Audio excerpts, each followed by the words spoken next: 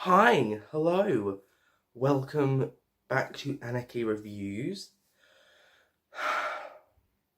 So, I am here to review Fugitive of the Judoon. So when I was planning my schedule, and this is technically the sixth video in like a sort of 6 day spree to start the channel, I wasn't expecting it to be such a big review. I thought, it would just be a cool Judoon episode. Boy, was I wrong. So this review is probably not going to be very well ordered or structured because there's just too many things bounding around inside my head. So I'm just going to go, and whatever I say, I'll say, Que sera, sera, whatever will be, will be. This episode was written by Chris Chibnall, or sorry, it says Vinay Patel and then Chris Chibnall. And as he was listed first, you would think that Vinay Patel did more writing. However, I couldn't really identify anything that I remember sort of came back writing style wise from Demons of the Punjab. So I want to know how much was rewritten by Chris Chibnall and what Vinay's original idea for the episode was. Was it he wanted to do a June episode and then Chibnall was like, I'm gonna make this into what he made it into, or when he asked Vinay to write it, was he started with the idea of, oh, I need you to write a Judoon episode, but you also need to know that it's going to be a big one, and the Judoon are basically going to be a smoke screen. Actually, I'll start with the Judoon. Let's go out of order. I'll start with the Judoon. I liked the captain.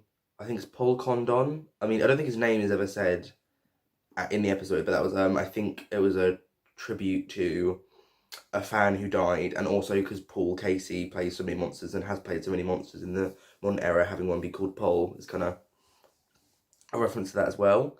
I quite liked this captain. It had like personality compared to the other times we've seen the Judoon. I think the only time I can really think of it is perhaps Tybo from, was it Tybo? Tybo from the Sarah Jane Adventures. But I actually really liked the addition of the hair and the fact that it had a white eye and I think a little scar.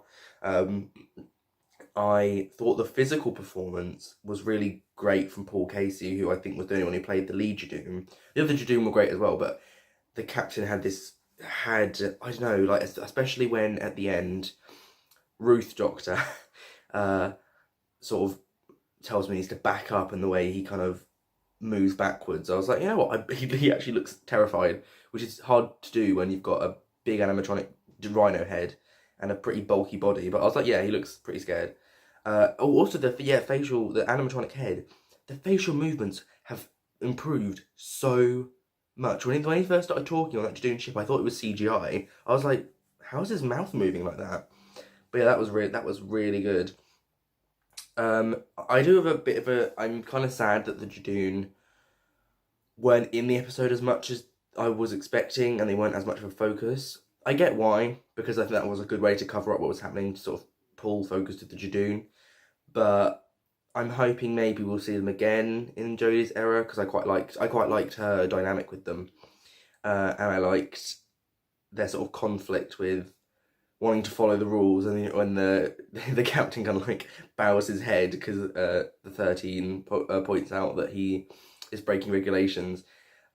I don't know, I think they're a really cool species, and it was nice to see them employed by someone other than the Shadow Proclamation. In Smith and Jones, it wasn't said who they were employed by, probably was it Regency 9, that princess who got murdered, but they weren't really a part of the episode, but it was cool to see them employed by someone else. To remind us, they aren't just police, they're thugs for hire, who for the most part follow the law. And the explanation as to why they broke the rules about jurisdiction to go to Earth and why they were using illegal weaponry. I guess they must have been under the impression from that Time Lord commander, whose name I'm going to look up in just a second. They must have been under the impression for that Time Lord commander that Ruth was a very dangerous enemy, to the point where they had to break the rules. Also, it was kind of interesting to see Time Lords, and I think my favourite theory is that Ruth is between 2 and 3. I will probably get into Ruth, don't worry. But my favourite theory is that Ruth is between 2 and 3. and I think they might end up retconning season 6B, which I think is from the books. I think they're going to retcon season 6B and then just have that, like, the second Doctor did regenerate at the end of the War Games, but did not go straight into Pertwee. Instead, had this life as Ruth, and then somehow at the end her memory gets wiped. It was cool to see Time Lords, which I personally think are from the second and third Doctor era, so kind of classic Time Lords, interact with the Judoon, and have that sort of cross between the old series and the new series. And I'll also mention the fact that the Judoon are also like, yeah, let's just go to Gallifrey. I think this is just set in the past from the Doctor's personal history, because it would be weird if it's an alternate timeline. It means that the Judoon we meet would be from an alternate timeline as well, a timeline where they obviously Gallifrey's still around. I don't know. I feel like that's too complicated to explain, so I guess it could be in the Doctor's future as well, but I don't think that makes much sense either. But I'm not sure. So I'll talk next about. I feel like I should talk about the companions and the Doctor, but I think it's hard to talk about them without the context of what happens in the rest of the episode. So I'm going to go for like the big reveals. So the first big reveal, Captain Jack Harkness. Oh my god! So all the marketing about this big episode turned out to be true, because after years, every single year we get the same thing. Captain Jack's coming back, Rose Tyler's coming back, Sea Devils are coming back. We get it every year, and every year we get disappointed. So to actually have Captain Jack back, warms my cockles. I was a little disappointed with how he isn't in the episode that much, and how his storyline with the companions is quite separate from the rest of the episode. And pacing wise, that didn't help it, because every now and then we just cut back to Jack and the companions, and it was just like, what are we doing here? But Jack in that scene, John Barrowman, was great. You can see how happy he is to be back in the role on TV. I feel like he's so happy. Seeing him in the coat, I've come around. I think I liked that you hear his voice first, because then I was literally like, I should have filmed my reaction. I was so shocked. I was like on the edge of my seat. I was like, oh my god, it can't be. They're not doing it. And then he turns up, and you're just like, yes. Oh, it's so exciting. I have a sneaky suspicion he will not appear the rest of the season, though. I think he'll be in series 13. I saw some people saying he's never going to come back again. Please. There's no way Chris Chibnall would bring him back if he did not have plans to at least bring him back properly next season. People underestimate Chibnall. Series 11 reportedly got very much messed around with when it comes to Chibnall's 5-year plan, and he didn't get to do what he wanted to do. I'm not going to spoil it, but from what I hear of his original plan for Series 11, it sounds much better. And I hope, based on what we've seen so far, it seems like the BBC has gone, you know what, Chibnall, maybe we were wrong to intervene. You go with your plan. You do what you want to. So I'm excited. He foreshadowed the lone Cyberman, so he's already setting up the Cyberman arc, which could possibly be involved with the finale. That's what it seems to be anyway. So I don't know. There's a lot of things going on. You've got the Timeless Child arc. You've got the Cybermen coming back. It's unclear whether the Cybermen coming back and the universe ending, because Jack mentions how the fate of the universe is at stake. It's not clear whether he meant the Cybermen or whether he meant the universe as a completely different threat. So I have no idea what's going on there. But yeah, he could come back in the finale. My only thing is, I don't see him coming back in a big role unless all his shooting was done indoors. And although I can see them keeping this one day of filming a secret where he was on what seems to be a TARDIS, it didn't look like a TARDIS, and it was a bit weird because although it was a TARDIS, it was huge on the outside. But in a video he mentioned filming on the TARDIS, so I guess that's a TARDIS. I don't know. Maybe it links with this alternate possible timeline that we're dealing with. But yeah, Captain Jack is back, and I'm very, very excited. So next big reveal. It's just so many big reveals. Ruth used a chameleon arch, and when she broke the glass and it came back, I was like, oh my god, Rani, it's the Rani. Then the police box, and I was like, Varney has got a really weird plan that involves duplicating the Doctor's box. Turns out, no, it's the Doctor. Oh my god, how on earth did they keep Captain Jack coming back and a new incarnation of the Doctor a secret, and they both are in the same episode? Crazy. So Jo Martin, I quite liked her as Ruth, but toward the end, you could a bit like when Yana and Utopia started to sort of figure out something wasn't right. He went a bit silent. He stopped talking as much, and you could sort of see that in Jo Martin's performance as the episode went on. She started being a bit more sort of demure and a little bit more monotone, and you can kind of see her thinking, something's not right here. I like the scene where she beat up the Judoon. That was actually surprising. It was pretty good action as well. It was something I feel like we haven't seen for a while in Doctor Who. And I thought her TARDIS was great. Whoever designed that TARDIS was amazing.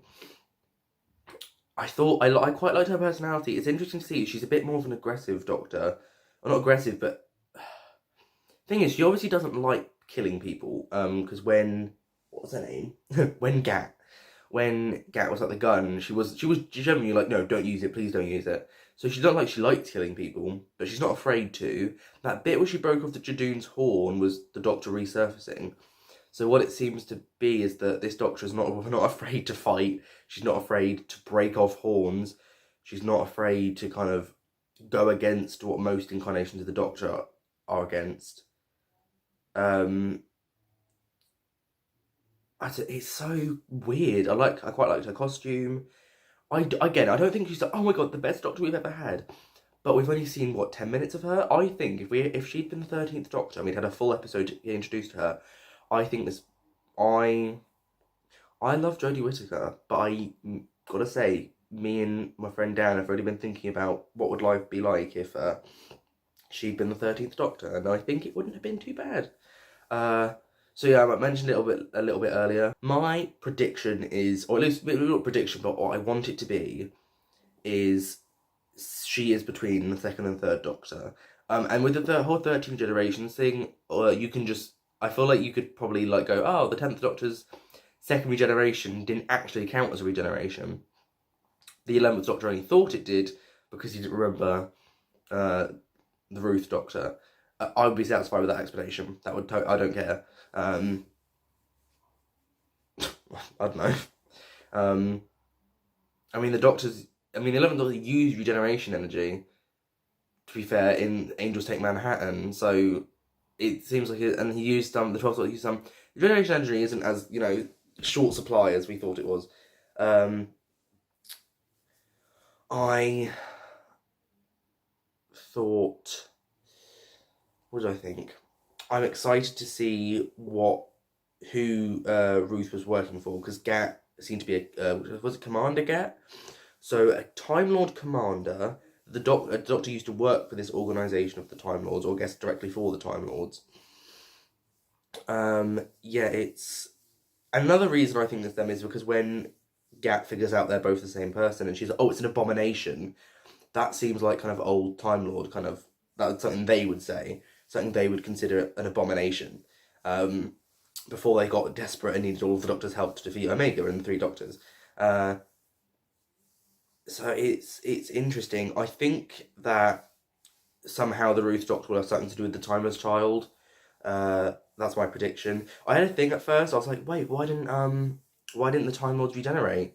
Because obviously Ruth's Time Lord companion, who managed to become human while retaining his memories, so I don't know how that worked, and Gat both just died, but then they were both killed using Time Lord weaponry. So I think that actually works, because the Time Lords would probably have invented anti-regeneration guns. So, but yeah, I'm very excited to see Ruth Doctor. I'm not sure she's going to return, because I personally think, based on their bet setting it up, the Sidemen will be in the finale this year. And okay. Sidemen, the Timeless Child, Ruth, and if you get the Timeless Child, you probably get the Master. That seems like a big. It seems like a bit of a clusterfuck, to be honest. So I'm hoping. I don't know if I want the Timeless Child arc though. I don't know if I want the Timeless Child arc to be delayed till series 13. I wouldn't mind if it was. I don't know what I'm expecting, but I feel like we might not see the Timeless Child get resolved until series 13. Especially if that Jodie's staying on for that third season. Her third season anyway. Speaking of, I'll get into the sort of regular parts of the episode. Jodie Whittaker as the 13th Doctor. I kind of liked how half this episode she's just like, what is going on? Like when Ruth reveals the Doctor, and then later the commander's like, oh, Captain Jack. She's just like, what is happening? The opening and final scenes I liked. I think it's weird in the opening scene a little bit how she just sort of came up with so much information. The only thing she is still yet to tell them is that Gallifrey doesn't exist anymore. But it was kind of cool seeing the Doctor snap at them and be like, you know, you ask too many questions and you don't know me. It's kind of interesting seeing this Doctor almost spiral. She's sort of falling into this pit of just sort of almost obsession. I liked that she's trying to find the Master. I liked that, you know, when the companions aren't around, all she's doing is trying to find out what this Timeless Child is. That's like consuming her every waking moment. So I don't know. I thought the first platoon of Judoon near the moon joke, I liked that one. The second one, not so much, but I appreciate the reference to Smith and Jones. I think she repeated herself quite a lot, and she did ask quite a few questions. I wouldn't say this was my favourite episode with her this season. I think my favourite episode with her this season remains Nikola Tesla's Night of Terror. I don't know, but she did good. She did good. The companions. I shouldn't be saying this for the second episode this season, where we're only 5 episodes in, but the companions didn't need to be in this episode whatsoever. It's a Spyfall Part 2. The only reason they're in here is so they could have a Jack included, and I would think of much better ways to do it personally, because they don't do anything. I liked some of the banter between the companions and Jack, and I liked specifically how Mandip said the line when the Doctor turned to her about that article, Rule 12, just like, Rule 12, big rule. That was cool. I pointed out to Dan, I thought this was funny. Yeah, use your police diplomacy skills to distract the Judoon. What did you say? The arbitration is complete, you can go in, don't use your guns. Well, that's not exactly that skillful. I mean, any companion probably would have said something like that if they had to go out and talk to the Judoon. And you didn't really distract them for long, did you? I don't know, they just didn't need to be here.